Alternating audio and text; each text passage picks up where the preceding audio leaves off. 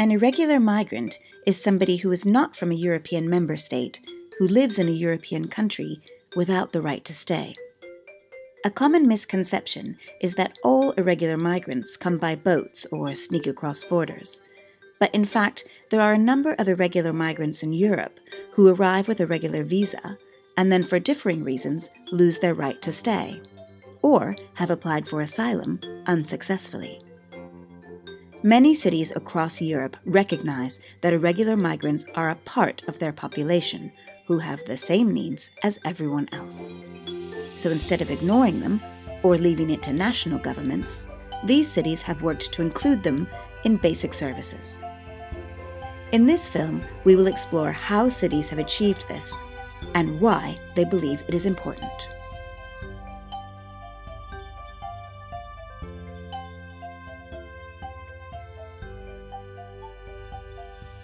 This is the building that I once started everything from. I used to live on the 4th floor, a very interesting place, and it was very helpful.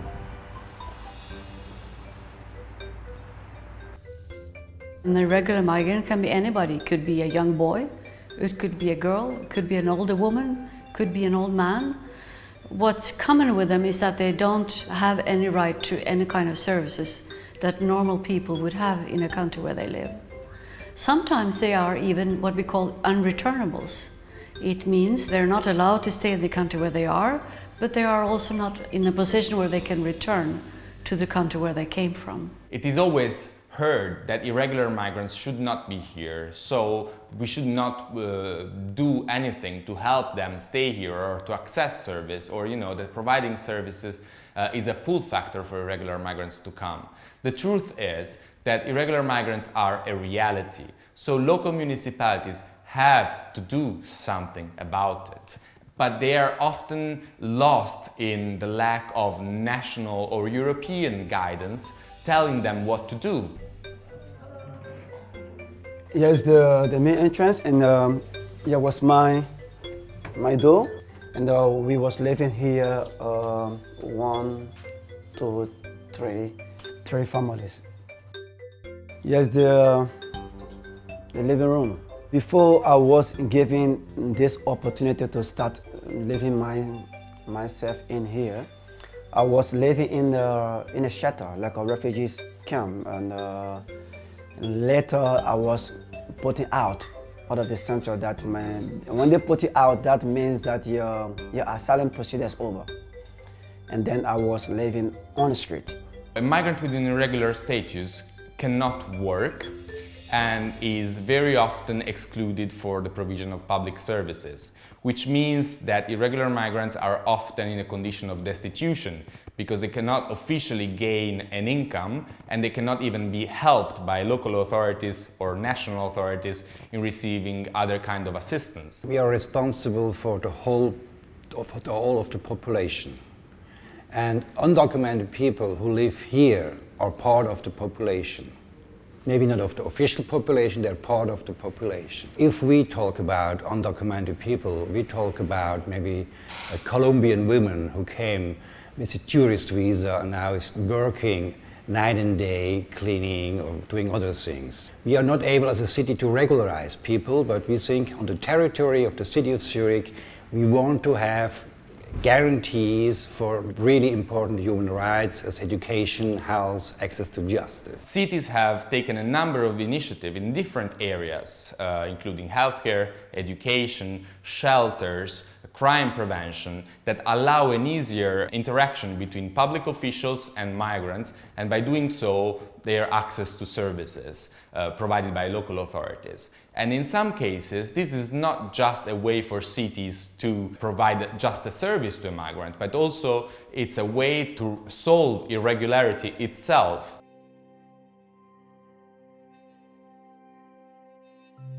In Amsterdam we have about 180 nationalities, 1 million citizens. We have also irregular migrants, about 25,000. Long time ago we discovered that we have a lot of crime in those communities, human trafficking, burglary, domestic violence. We didn't have an access for those people to the police. So it's about 10 years ago that we make the plan and a project for some police stations that they are opened for those people who are victim of crime. And we tell them, if you come free, you tell the story, you go free out. So first we try to connect with NGOs, church organizations who were there before and help those people.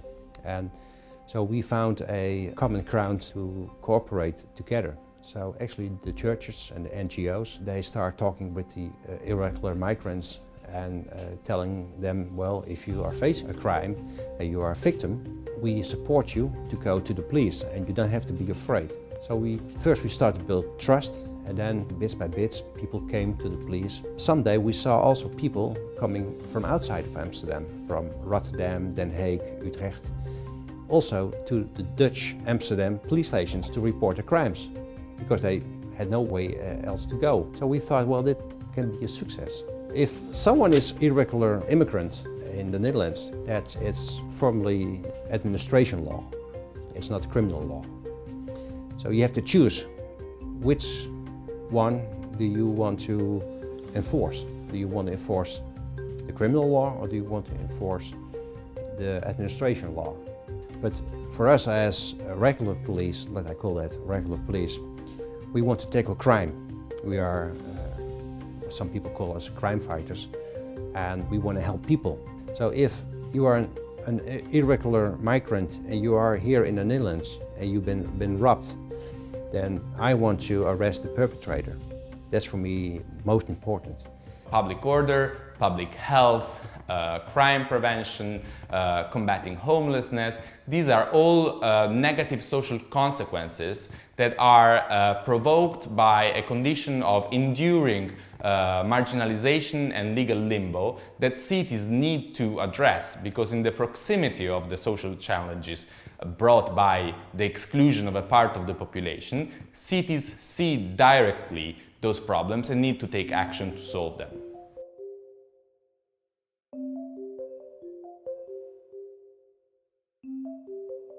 Today, at this moment, we are on the highest number of residents with a different passport in the city of Barcelona in history. Most people arrive here in an irregular situation.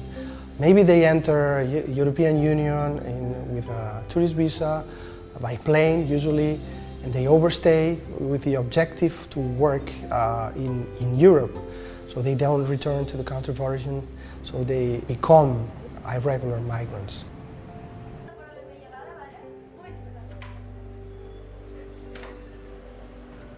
Our principle is that we have to act on delivering services and integration to all the people that is living in our city. So for us, the first thing we do is we foster the registration in the local registration, which is the padrón.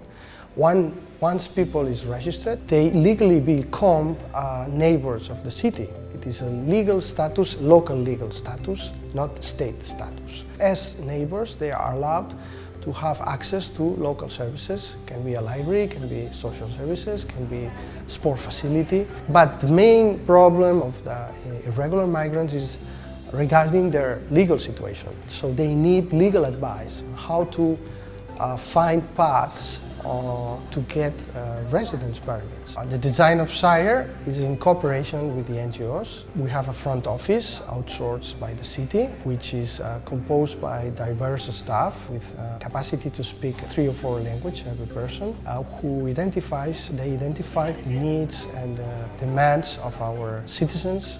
It's on the interest of everybody to have people that speak the language of the city, the Catalan and the Spanish, or they have jobs that can contribute, pay their taxes, and be future citizens. We do it for all migrants, regular or irregular. Okay? This is very important because 50% of the users who come to our service are irregular migrants, but the other 50% are regular migrants who come for other needs.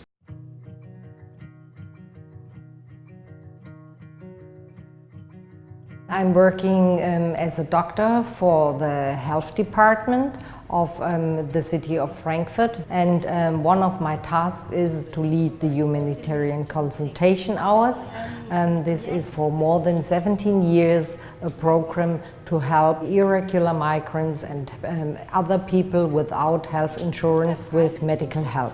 Frankfurt is more or less a very open-minded city, and the slogan of the city is the city of diversity. From all centuries, there is a huge number of migrants in the city. The estimated number is 20 to 40,000. All migrants, they cannot easily access our health system in Germany because you have to be registered, and without a regular job you cannot get health insurance, and without health insurance you cannot enter the health system, you cannot go to hospital, and therefore we have some patients we are treating now for over 10 years with diabetes, hypertension, HIV and tuberculosis, which can also be spread all over the city of Frankfurt, and therefore we focus also on these problems.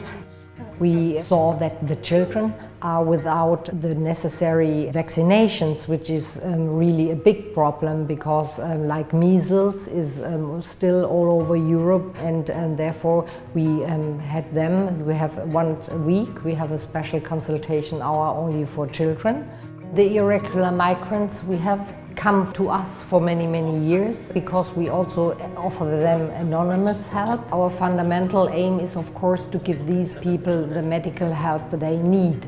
And the doctor is the one who has always this, all over the world, the special trust system with the patient. The municipality of Frankfurt, they are giving the money for our humanitarian medical help, and we try to get into contact with also other agencies or private initiatives, but from the municipality they give help. Wenn wir erfolgreich Gesundheitsprävention und aber auch Behandlung machen wollen, dann dürfen wir nicht schauen, wie wünschen wir uns vielleicht irgendeine Stadt oder eine Gesellschaft oder sonst irgendwas, sondern wir müssen die Menschen und die Gesellschaft so nehmen, wie sie ist. Dazu kommt ein zweiter Aspekt, und das ist die ethische Frage. Für mich ist es eine elementare Frage einer medizinischen Ethik, dass wir Menschen dieses elementare Gesundheitsangebot unterbreiten.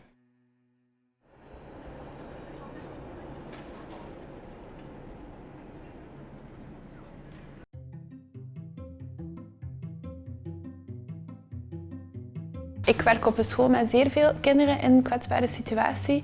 En wij maken eigenlijk geen onderscheid tussen kinderen met of zonder papieren. Natuurlijk is dat onderscheid er wel en we zijn daar wel gevoelig voor. Maar in het beleid dat we hebben op school, of de keuzes die we maken, of de dingen die we aanbieden aan kinderen, zit er daar geen onderscheid in. Bijvoorbeeld als er een nieuw kind bij ons op school komt, dan praten wij met de ouders, praten wij met dat kindje en proberen wij in te schatten hoe dat een situatie is. Als dat kinderen zijn zonder hun papieren, dan kijken van oké, welke actoren zitten er al rond jullie, welke organisaties zijn er al bij jullie betrokken, kunnen wij als school nog iets extra doen?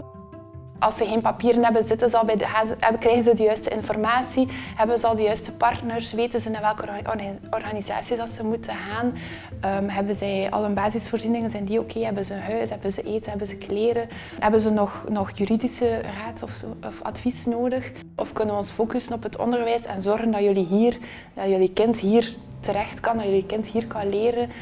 Het is gewoon heel belangrijk dat die kinderen deel uitmaken van een klas en van de school, dat ze daar geen uitzonderingen zijn, dat ze deel uitmaken van een groep zonder een stempel te krijgen van een kind zonder papieren. Gent zegt dat het een kindvriendelijke stad is en ze tonen dat ook door zo'n maatregelen te bewerkstelligen.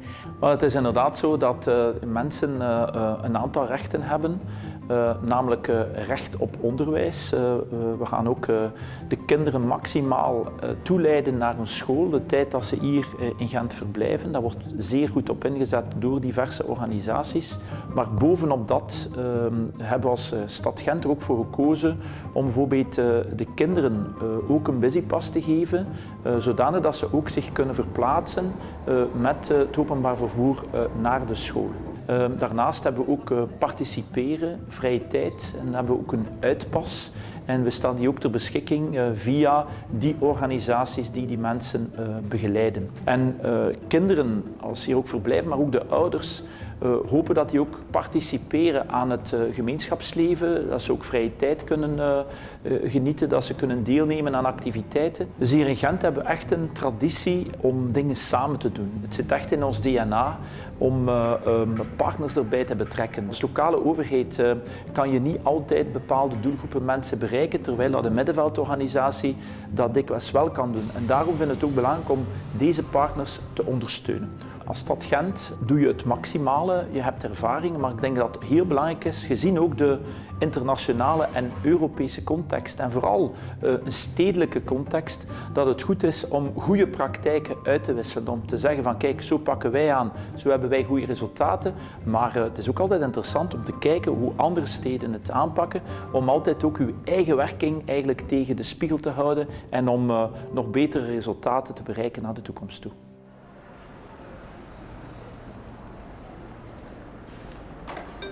Utrecht calls himself a human rights city. And human rights is not something only for national government or international agencies, but it's also for local government has to look at human rights. In many municipalities in Holland, and Utrecht was one of the first, have the bed bath bread policy.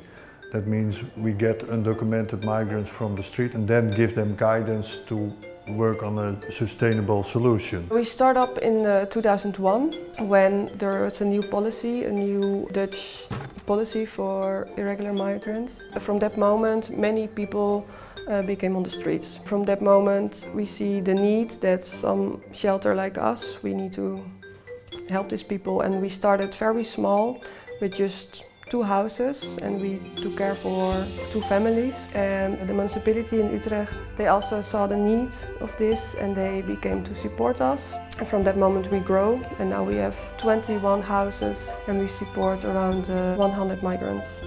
Nobody is trusting us immediately when they are coming in our shelter. We build it up, it costs time, it is his or her life, and we want to help him or her. But they have to do it themselves also. We have to cooperate together. The NGOs play a key part. They have the trustworthy relationship with undocumented migrants. They trust them and they can talk to them on an equal way. But of course, the NGOs also have to be paid. We mostly work with professional social workers and with professional legal workers, because this is a real specific area and you need specialized workers to do this job. And in our office we have a legal team who are working together, and every 2 weeks the people who are living in the shelter, they're coming to our office. They are getting kind of living allowance, and that's also a moment to speak with their legal contact person. We have the counseling, we have the helping for looking to a perspective. So that's the reason why we have new people coming in and people getting out the houses, and we give them a new step. We're taking them to a next step in their lives. So that's part of our success. The streets are not a solution, but only give shelter is also not a solution, and only give legal support is also not a solution, because somebody needs to get a shelter before he can think about his future and cooperate together. Every year 60% of the people, they are going out of the shelter with a kind of success. That can be that they have a regular status, that they have returned back, or that they become again the right to stay in a national asylum seeker center. For the other people who don't get this solution, we talk of course about voluntary return. We get about 19% going back to their home country. So more than 90% we have a solution in our policy. So only less than 10% we don't have a solution and we lose them to illegal stay. So we have a pragmatic, solution-oriented approach. There is a political framework. If you give them a house, they will stay here and you won't give them any perspective than here.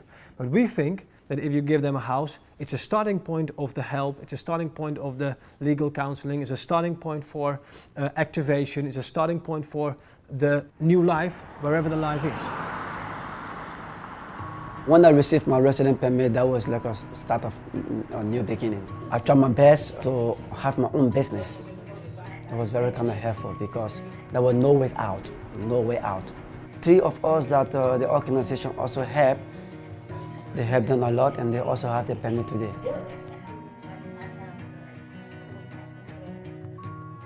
I would like to ask my colleagues, do you know how many undocumented people you have around you or in your city? If you cannot give a number or a figure, then you have to ask yourself a question, do I miss something? I think yes, you miss something. If you have crime in your country and a number of those people in your society is not willing to talk with you because they are afraid, is that what you want? If the answer is yes, well, let it be. If you say, well, I want to connect with society, then you have to connect with all of them. Countries are blocked and there's no legal way to enter. But this is a paradox. This block generates irregularity because the markets, they need migrants, they need workers, they need people. So at the end, they find a way to hire people in an informal way. So this is not good. What's important is that people are getting the basic needs like shelter, food, clothing, but you have to combine it with support, with legal support, with guidance, because otherwise there's still no solution. So don't look anymore to our political ambitions, don't look anymore to our political backgrounds, but just look forward to the things that works. And if you have an approach that is effective, whatever political situation there is, and you can sell it. Our idea is that the people who's arriving now, that maybe are in a very weak situation, someday they will be citizens. So we want to help and accelerate the process as soon as possible. Otherwise, we also have the risk of creating segregation, creating conflicts, creating inequity, creating the future of problems in the day-to-day life.